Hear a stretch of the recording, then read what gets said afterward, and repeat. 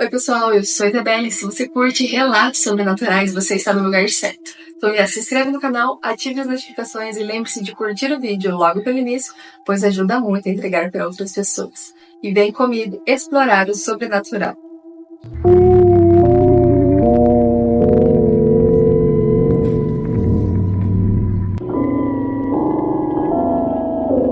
A Mulher Misteriosa.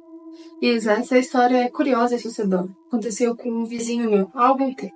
Ele contou que, certa noite, por volta das 9 horas, estavam sentados na frente de casa, tudo junto com dois amigos, batendo papo como de costume. A noite estava tranquila até que algo estranho aconteceu. Do nada, uma mulher apareceu na rua. Eles não a reconheceram. Era alguém que eles nunca tinham visto antes. Como é comum, começaram a observar enquanto ela passava. A mulher caminhava devagar sem dizer uma única palavra, olhando para frente, indiferente à presença deles. Os três a acompanharam com um olhar, até onde conseguiam enxergar. Curiosos e desconfiados, mas de repente algo totalmente fora do comum aconteceu. A mulher, sem qualquer esforço, deu um salto incrível e foi parar em cima do telhado da próxima casa. Eles ficaram paralisados de medo, sem entender o que tinha acabado de acontecer. Era impossível. Um silêncio pesado tomou conta do grupo, quebrando apenas o silêncio pelo vento. Nenhum deles teve coragem de ir atrás ou dizer qualquer coisa. Apenas se entreolharam e ficaram em silêncio pelo pavor. No dia seguinte, ainda intrigados, resolveram contar o ocorrido ao dono da casa onde a mulher havia pulado. Com uma expressão tensa, o vizinho respondeu: "Ontem à noite, eu não consegui dormir. Ouvi pisadas no telhado, dentro de casa e até no quintal. Era como se alguém estivesse me cercando." Aquele relato só aumentou o medo deles. A ideia de que uma mulher misteriosa pudesse estar rondando a casa ou até mesmo dentro dela fez com que ninguém mais se sentisse seguro. Os amigos decidiram passar algumas noites juntos, na tentativa de entender o que tinha acabado de acontecer, ou pelo menos evitar que algo mais estranho ocorresse. Até hoje, ninguém sabe o que ou quem era aquela mulher. E o vizinho ainda comenta que de vez em quando escuta ruídos inexplicáveis durante a noite. O caso permanece um mistério, mas a sensação de inquietação ainda paira sobre todos que estavam lá naquela noite. Obrigada por ler o nosso relato. E eu te agradeço por enviar o seu relato. E muito interessante. O que será que era essa mulher? Era um ser de outro lugar, um demônio, um espírito? E por que ela foi na casa daquele rapaz, do vizinho? Será que foi feita alguma demanda, algum trabalho para ele? E ele está sendo atormentado por alguma coisa? Pode ser que sim. E você que está assistindo, qual que é a sua opinião sobre isso? Vamos então para o nosso próximo relato. O fantasma do professor de português.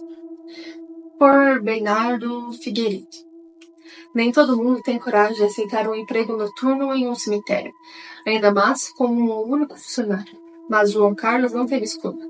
A vaga era para vigia noturno, e a sensação financeira deles era precária. Vai aceitar sim, disse sua esposa decidida. Você vive reclamando que você não tem emprego? Agora tem uma oportunidade. Mas é no cemitério. Mas é o cemitério. Lá está cheio de armas perdidas, murmurou ele hesitante. A alma perdida vai ser a sua se não aceitar. A conta de luz e de água estão atrasadas. Pressionado, João aceitou o trabalho. O posto de vigia ficava bem no coração do cemitério, e ele precisava bater o ponto nos 4 relógios espalhados pelo lugar, de hora em hora. As primeiras noites foram um verdadeiro teste de coragem. Cada som parecia algo que iria pegar. Cada som parecia ameaçador. O assovio do vento entre as cruzes, o som das coroas de lata batendo contra as lápis e até mesmo o eco dos seus próprios passos pelos corredores. Às horas 6 da manhã, a equipe do cemitério chegava, e ele podia ir para casa. Com o tempo, ele foi se acostumando. Descobriu que o cemitério tinha alguns moradores inesperados. Gatos da vizinhança, ratos, lagartos que habitavam no mausoléu. E até morcego, que saiu de um ao outro. Era quase um zoológico noturno. Durante 6 meses de trabalho, ele nunca viu nada sobrenatural. Nem almas perdidas, nem vândalos. Tudo começou numa sexta-feira à noite, perto da meia-noite. João estava fazendo sua ronda quando viu um senhor careca de bigode, entrando pelo portão do cemitério, com um martelo e uma talhadeira. Um ladrão, só pode, pensou. Pegou o cabo do revólver com a mão e um pedaço de ferro com a outra, indo atrás do homem. O som do martelo ecoava pelo cemitério. João seguiu o som e encontrou o homem ajoelhado diante de uma lápide, martelando o mar. Antes que pudesse dizer algo, uma coruja pairou e voou sobre ele, chamando a sua atenção por um instante. Quando olhou de novo, o homem havia desaparecido. Confuso, João se aproximou do túmulo. Não havia sinal de vandalismo, mas ele anotou o nome da lápide. Aqui jaz Luiz Cássio Assunção. Nas sextas-feiras seguintes, o ritual se repetia. O homem aparecia sempre à meia-noite, martelando a lápide. João tentou interceptá-lo várias vezes, mas os misteriosos visitantes desapareciam antes que pudesse ser completado. Certo dia, durante o feriado de finados, João foi até o cemitério com sua esposa para visitar o túmulo de sua sogra. Ao passar pelo túmulo do tal Luiz Cássio Assunção, viu uma senhora colocando flores e decidiu aproveitar para perguntar: "Minha senhora, trabalha aqui, e toda sexta-feira vejo um homem careca de bigode, sempre à meia-noite martelando esse túmulo, mas nunca deixa nenhum dano. A senhora sabe quem pode ser?" A mulher ficou pálida e com olhos arregalados.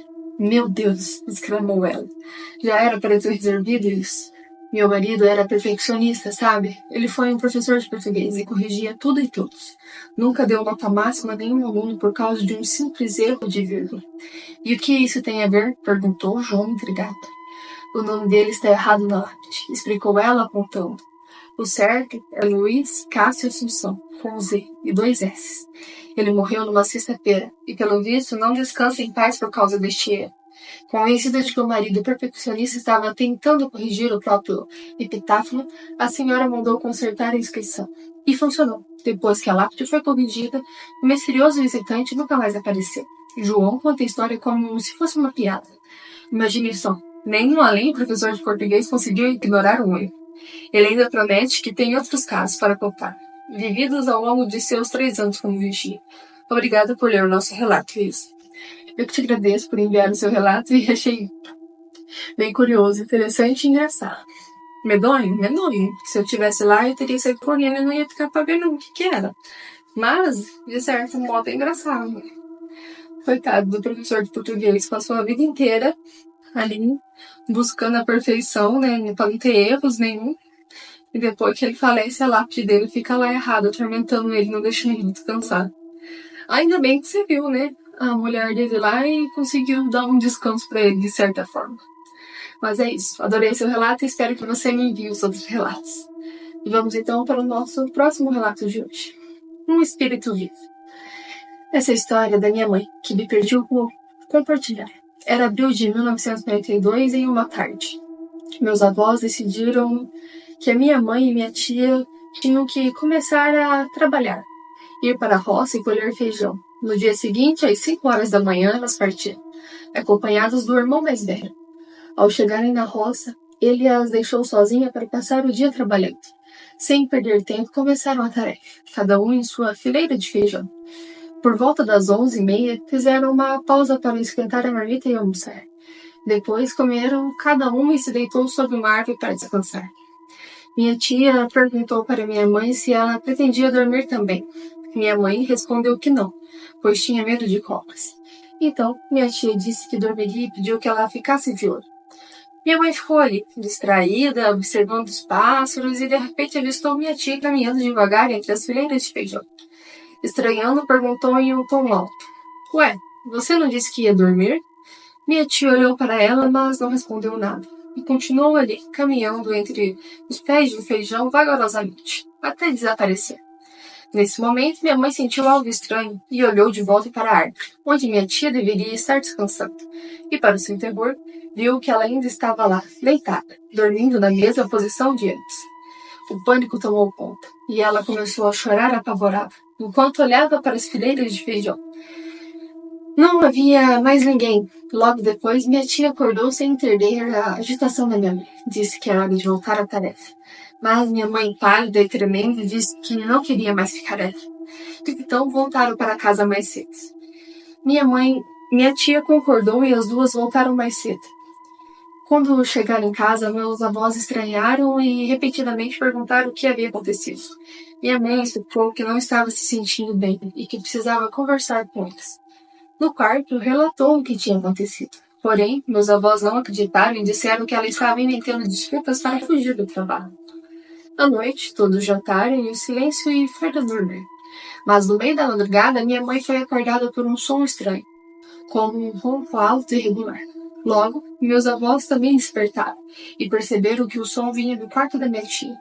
Correram até lá e, ao entrar, encontraram minha tia gravemente doente, à beira da morte. Apesar de todos os esforços, ela ainda faleceu naquela mesma madrugada, com apenas 15 anos. Meus avós ficaram devastados e se lembraram da história que minha mãe havia contado.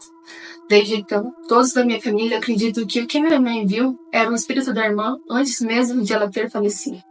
Será que é possível alguém ver o espírito de alguém se manifestar dessa forma, anunciando o fim antes de acontecer? Obrigada por ler o nosso relato.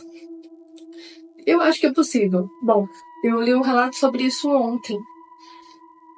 Ontem eu fiz um vídeo sobre isso, que a senhora também ia falecer e foi lá visitar o moço.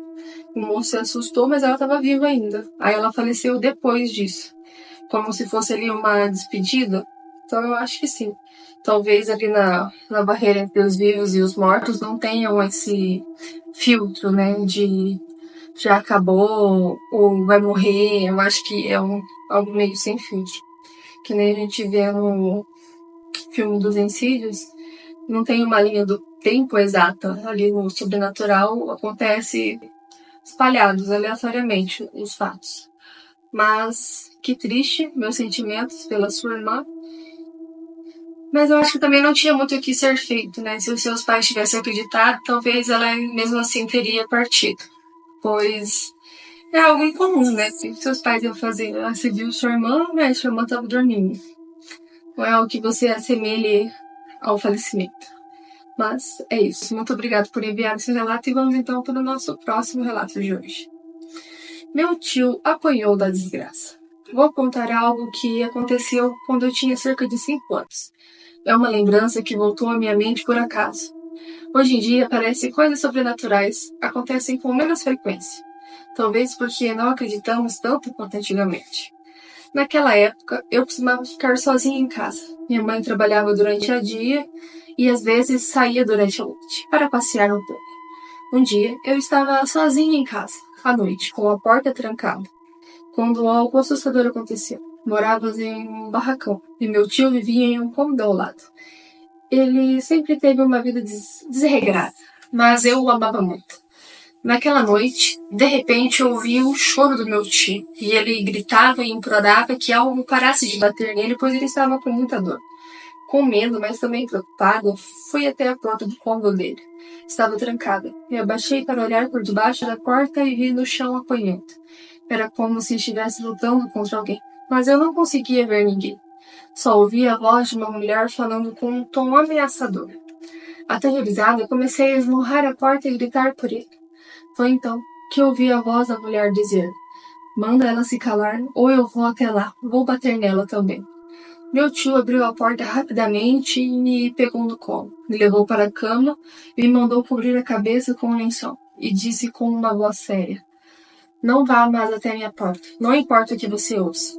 Assustada, perguntei o que estava batendo nele. E ele respondeu: "É uma mulher má."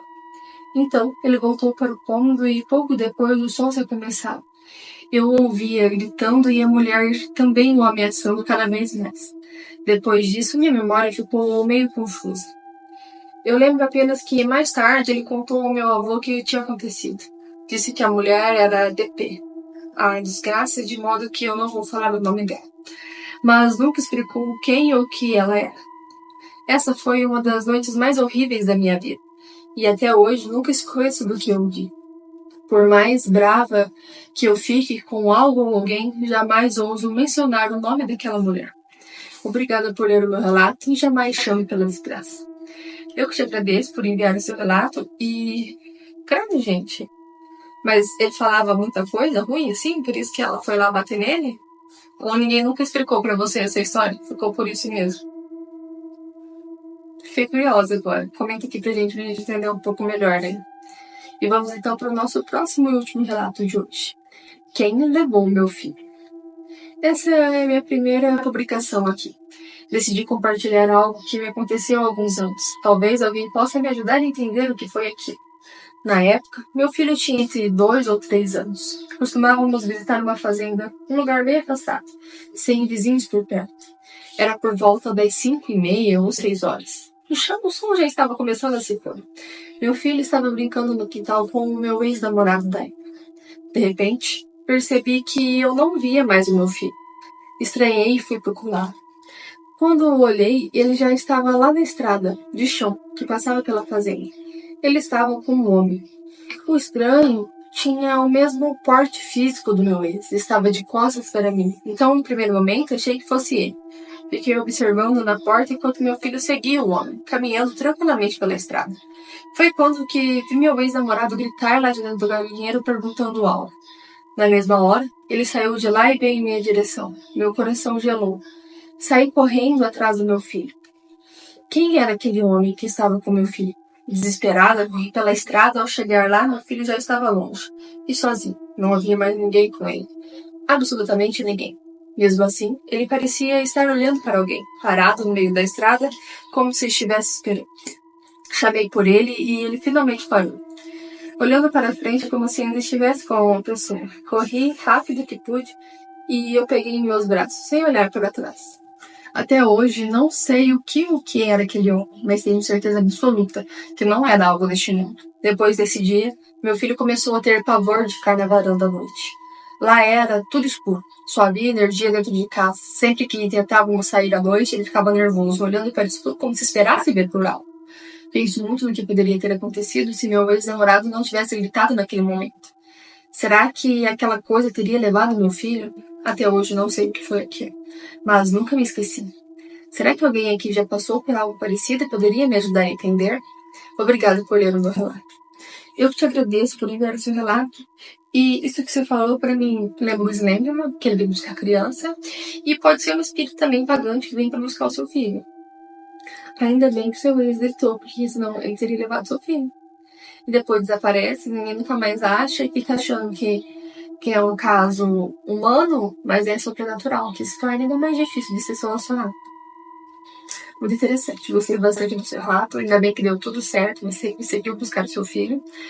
E é isso. Bom, esses foram os relatos de hoje. Espero muito que vocês tenham gostado. E lembrando, se você tem um relato e gostaria que eu lesse ele aqui no canal, aqui na descrição vai estar em métodos de envio do seu relato. Muito obrigada a quem assistiu até aqui. E uma boa noite e bons sonhos.